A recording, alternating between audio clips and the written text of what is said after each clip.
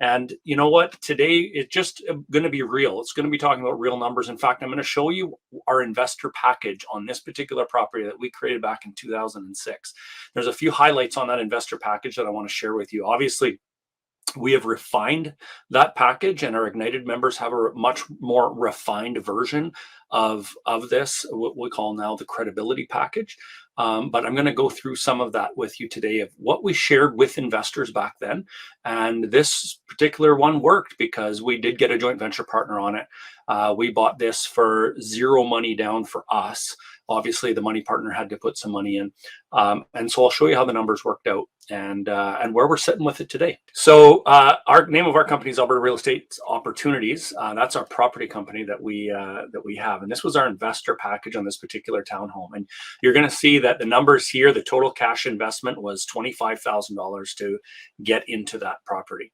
And one interesting thing on this investor package that I wanted to share with you, if you've been to one of our boot camps, we talk about the one-line moneymaker all the time and the importance of that. And it's very similar to what a lot of companies have, and they call their mission statement. So, you word them slightly different. They might be two different things, but the point of them is it kind of gets across in one line, one sentence, maybe two at most, who you are, who you help, and what problem those people might have that you're going to help them with. And so that we call our one-line moneymaker. But you'll notice here on our investor package that we had back in 2006, and it's interesting because to me, I read it now, and it doesn't, this mission statement or version of a one-line moneymaker actually doesn't read all that well. It says creating safe and secure investment based on economic fundamentals while helping others reach their goals. So that was what we used as our one-line moneymaker or our mission statement back in 2006. And I would probably word it slightly different now, at least change it to creating safe and secure investments based on economic fundamentals. But anyways, we won't get too picky with it. I guess the point that I wanted to share there, guys, is that, you know what? It doesn't have to be perfect. And nothing that we give to somebody has to be perfect. And we see a lot of investors hold back from sharing information with other investors because it's not perfect yet. And you see that this page here is not color, it's not beautiful, and it's nothing special. But in fact, inside this issue, we have all of these things on 3 pages. It's nothing special, but the point is it can still get an investment, get an investor, close a joint venture deal. So I thought that was pretty cool. Okay, so we shared also the numbers on this particular property, how they all work. This is similar to what we call our cash flow sheet. So you Ignited members have seen our cash flow sheet. This was kind of one of the original versions of it, which it kind of spilled onto 2 different pages in this instance. But you see, this property here, essentially, we actually assumed a mortgage of $140,000. This was the interest rate when we were assuming the mortgage, 4.25.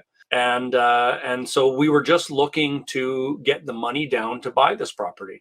And one thing that I wanted to share with you on that is the actual down payment. So it was $25,500. But you see that we ended up doing $1,300 in repairs and rentals, $1,250 in legal costs. We had a staying power fund, a reserve fund. We actually got a management fee. We call that a transaction fee. And again, you Ignited members know what that is. This is where we make money when we do deals. We get paid to joint venture. And this is how Tiff and I actually got a lot of our income while we were in our buying phase.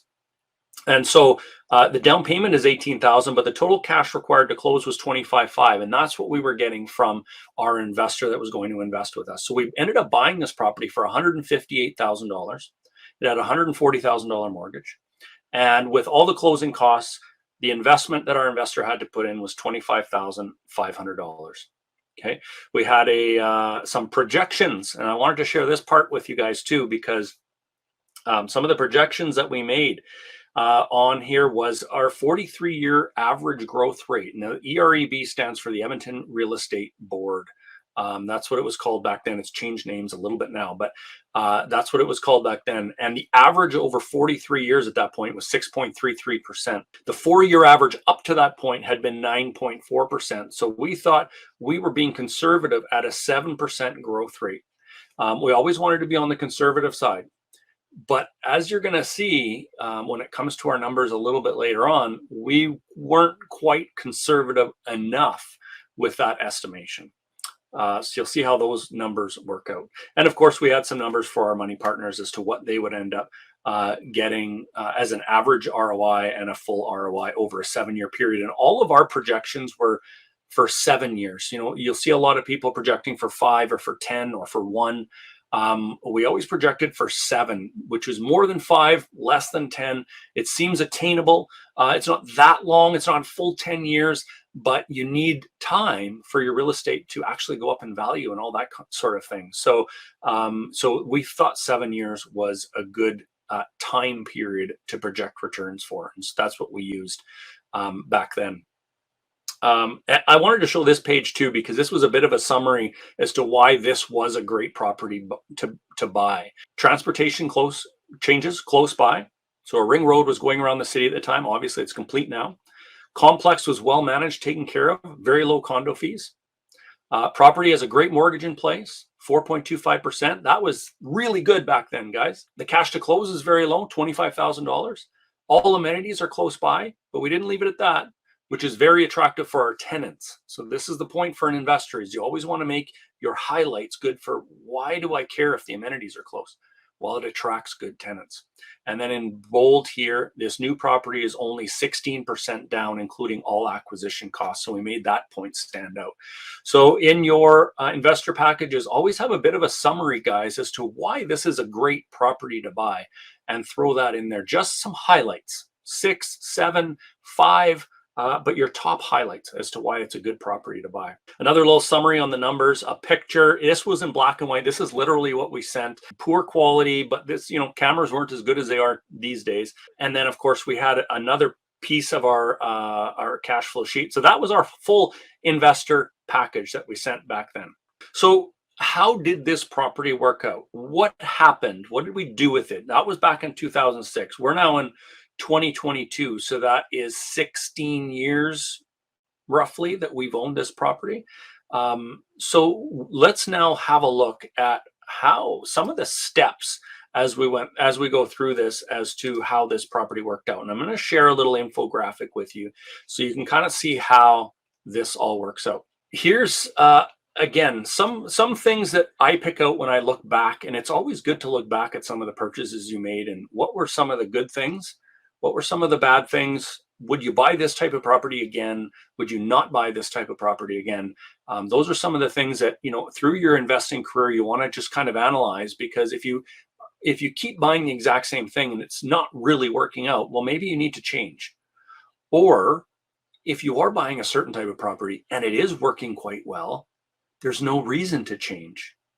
Just keep duplicating what works, and become the expert on that type of property or that type of neighborhood or that particular city, and just keep duplicating what is working over and over and over again. And yes, it gets a little boring. It's not HGTV material, but it works, and you become the expert at it, and you can easily attract people to invest with you if you know what you're doing in a specific segment. This is how it worked out, guys. A few little highlights. This property was built in 2004. We bought it in 2006. So it was near new property when we bought it. And there was a few reasons why we were really attracted to this. Number one, near new property, we didn't have to worry about the appliances breaking down for quite some time. There was new windows, new doors, new siding, new roof. It's a new property, new flooring. So all of those types of things, our replacement costs, our repairs and maintenance is going to be on the lower end of things for a considerable amount of time. Okay, so that was one of the real keys to this property. In Edmonton, there's a couple other keys. 3 bedrooms always rent for more than 2 bedrooms. So the more bedrooms you have, the better, the more rent you're going to get. So we always try to get a minimum of 3 bedrooms. In Edmonton, and you can see what's on the ground in that picture, guys, there's a lot of snow. It's cold in the winters. Having a garage, even though this is just a single car garage in a townhouse, having that garage versus the townhouse across the street that doesn't have a garage, you are going to rent quicker and you're going to rent for more money.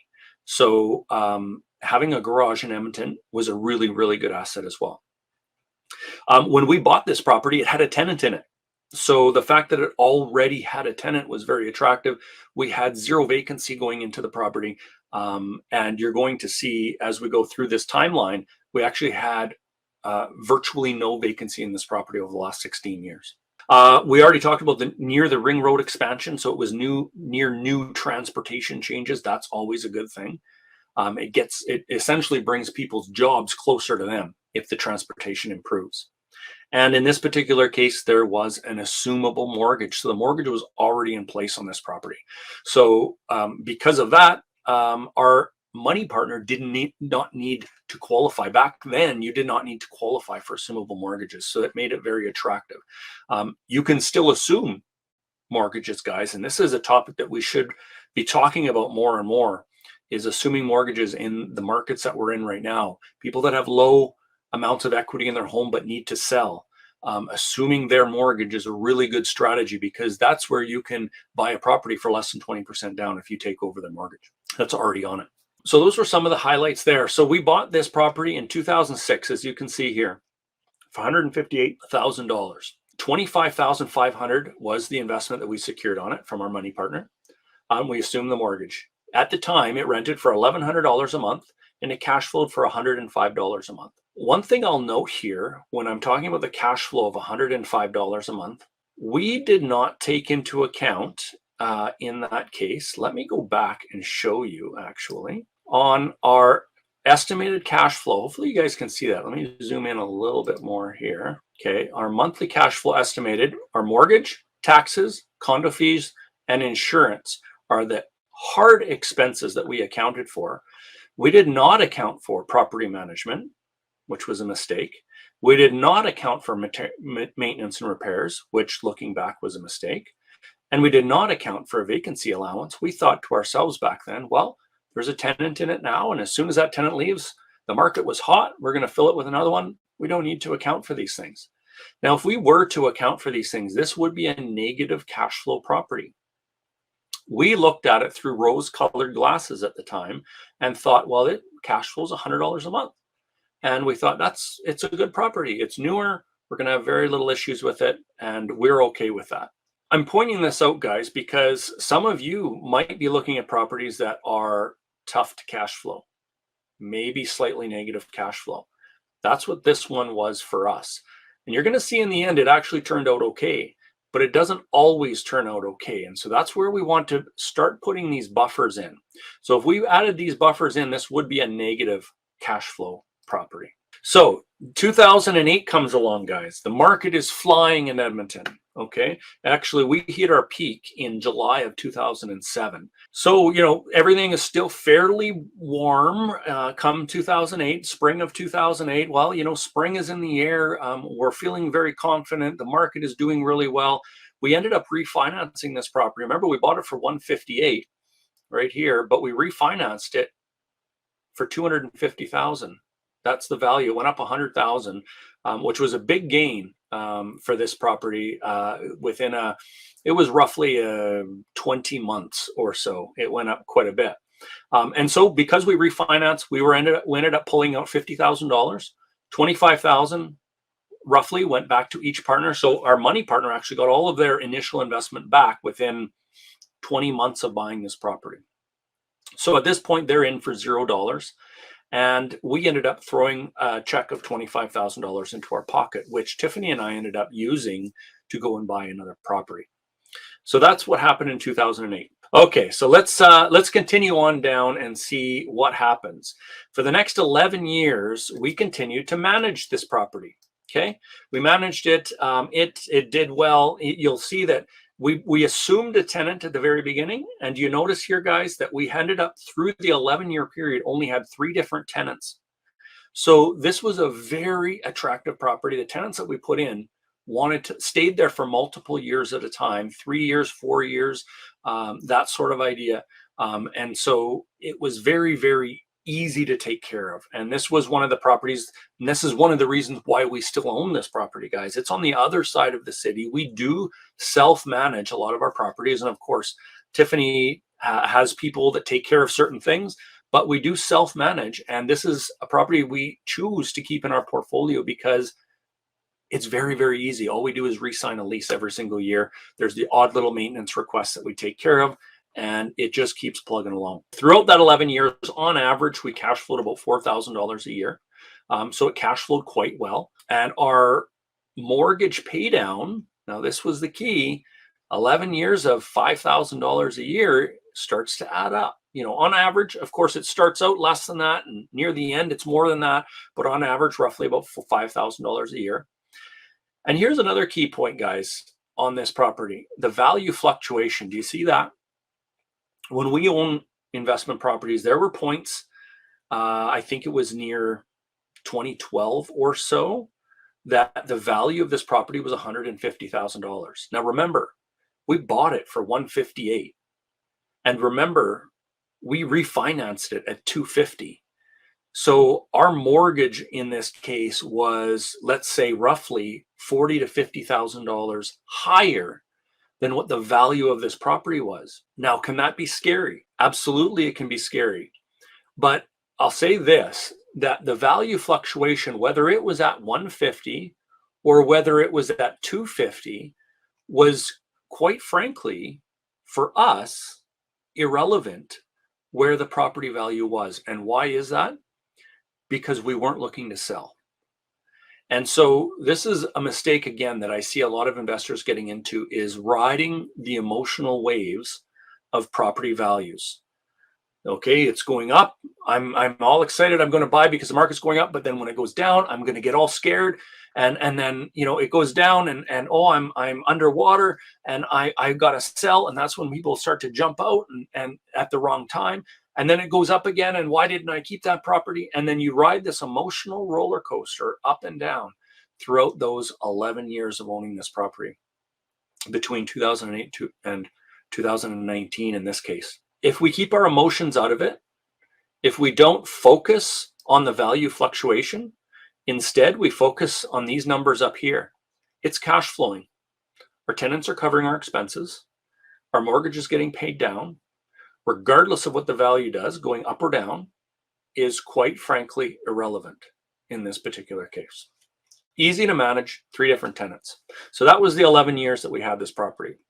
What happened next? Well, we got a call in 2019 on this property, and our JV partner was looking to get their money, get some money out of it. They were looking to move on to greener pastures. Actually, they wanted some money to relax in life. They were retired by that point, and they just didn't want to have money worries. And so adding some extra money into their bank account made them feel safe, made them feel good. So they wanted to be bought out of the property or to sell the property. So what did we decide to do at that point? Well, we decided that instead of selling the property, we did look at that as an option, but we also looked at the fact that this property was cash flowing. It was easy to manage. And at the particular time that our JV partner was looking to sell, it was worth $210,000. We decided we didn't want to sell it. We decided, let's just keep this property for a while longer. It's really a hassle-free type of property. So we thought, well, can we just buy out our partners? So what we decided to do was estimate the value of the property. So we got our realtor to give us some comparables. We also did some research ourselves. At the time, I was a realtor, so I could do my own research, but I got another realtor, non-biased information to give me some numbers as well. And our JV partners were happy with that as an estimated value. We used the tax assessed value as well. We used all those numbers to come up with what we figured the property would sell for. We estimated at that time in 2019 for $210,000. We also estimated what the closing costs would be if we were to sell that property. We would have realtor fees, we would have lawyer fees, and we would likely need to put $4,000 or $5,000 into the property to get it to the point of selling, maybe a paint job, just small fixes, that sort of thing. We counted that up, and we ended up figuring out the numbers that our JV partners at this point were owed $35,000. We said to them, listen, if we sell, if we hire a realtor, we sell, we do a little bit of a renovation, little lipstick and rouge, we call it, to get it up to the point of selling. At this particular point, I would love to say that it was worth $300,000, $400,000, but reality is it's worth 210. Reality is our mortgage, I think, was around 130 at that point, by that point, something like that. And we have, let's say, $70,000 of equity in there after our closing costs. We would end up splitting $70,000. So you guys would get 35, we would get 35. Are you okay if we choose to keep that property and just buy you out and write you a check for 35,000? Then we don't have to go through the selling process. We don't have to wait for it to sell. We don't have to chance having vacancy. We don't have to put it on MLS and scare away our tenants who are really good. We don't have to do any of those things. We will take care of all that at the point we decide to sell. Are you guys okay if we just buy you out for 35,000? They said that's perfect. That throws $35,000 into our bank account. We wrote them a check the next day and we bought out our JV partners. Okay, so that's how that worked in 2019. What happened after that? For the next 3 years, it's now 2022. For the next 3 years, our cash flow went up. Why did our cash flow go up? Well, our rents over the last 3 years have increased actually fairly significantly on this property. We remember at the very beginning up here, you can't see that, but we started out renting it for $1,100 per month. This property now we're getting roughly about $1,650 per month. So our rents have been creeping up over the years. And our expenses have been going down. No, not all of our expenses. Our condo fees have gone up. Our interest rate, because it is variable interest rate, our interest rate has now gone up. But over the last 3 years, we have cash flowed roughly $6,000 a year. We're also getting a mortgage pay down of roughly $6,000 a year. And we're kind of at the point now where that mortgage that we got back in 2008 is starting to get bigger chunks of the principal paid down. These are some of the reasons why we decided to keep this property and keep the current mortgage that was on it. And in the last 3 years, we again have had a value fluctuation between 190. So we had bought it for 210, remember? And then again, we were like, oh my goodness, we underestimated again, or we overestimated, we overpaid our JV partners. And we're like, but you know what? Again, that doesn't matter. We're not looking to sell it.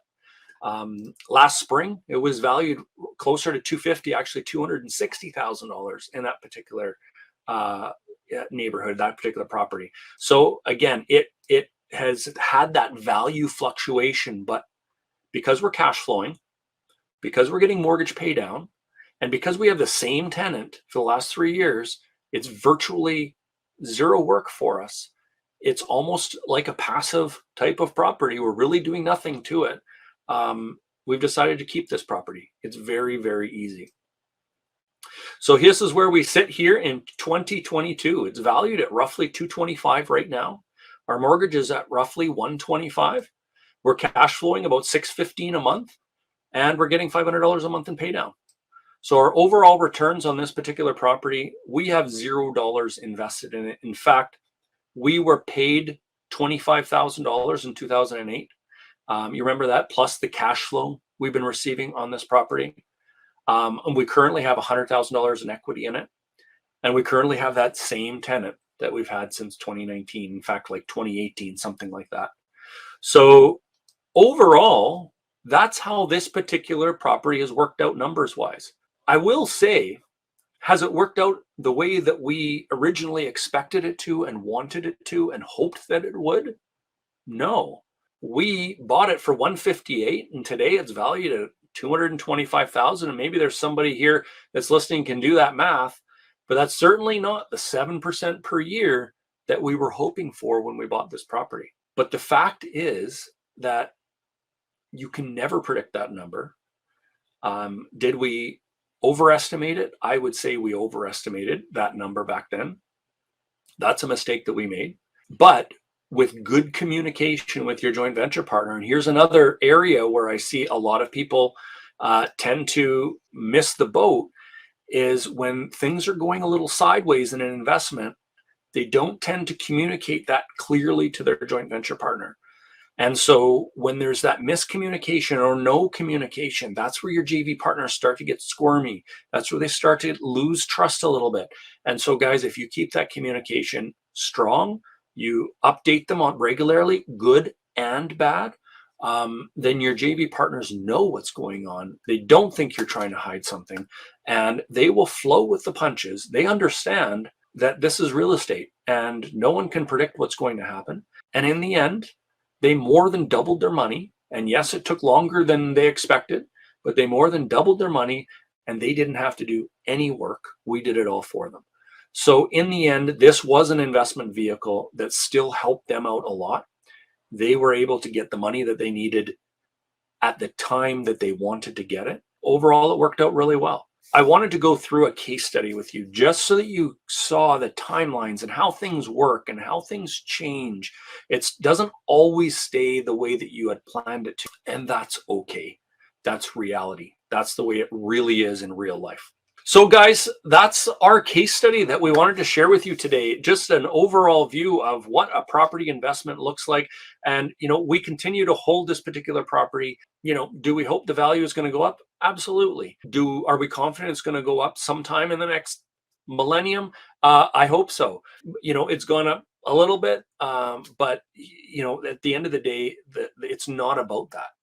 At the end of the day, it's about the fact that our mortgage is being paid down. I think we're down to roughly about 12 years left on that mortgage now, maybe less than that, and it will be paid off. And we're at the stage now where instead of refinancing, pulling that out and buying more, I know a lot would do that, and I'm not saying that's a bad thing. I think that's a great thing to do. But we're at the stage now where we prefer the properties that we have left to pay off those mortgages and just have that income coming in on a monthly basis. So that's kind of the angle that we personally are going on these properties. And hopefully this just gives you a couple of main points. And if we were to recap everything we talked about today into a few main points, this would be it. Be conservative at the beginning. Don't get emotional on fluctuations of the value. Don't get emotional on the fluctuations of interest rates. Don't get emotional on vacancy rates. Don't get emotional when it comes to these things. Just focus on keeping your property in the best condition to attract the best quality tenants. Make sure you're buying cash flowing properties so you don't have to worry about those fluctuations that will occur, guys, over the next 5, 10, 15, 20 years. You're going to have ups, you're going to have downs. Roll with those punches if you can, and know that it's not always going to be rosy and bright. You're going to have some downturns in the market. Guaranteed, it has to happen. So be okay with that, and just look long term. Look long term when it comes to investment properties.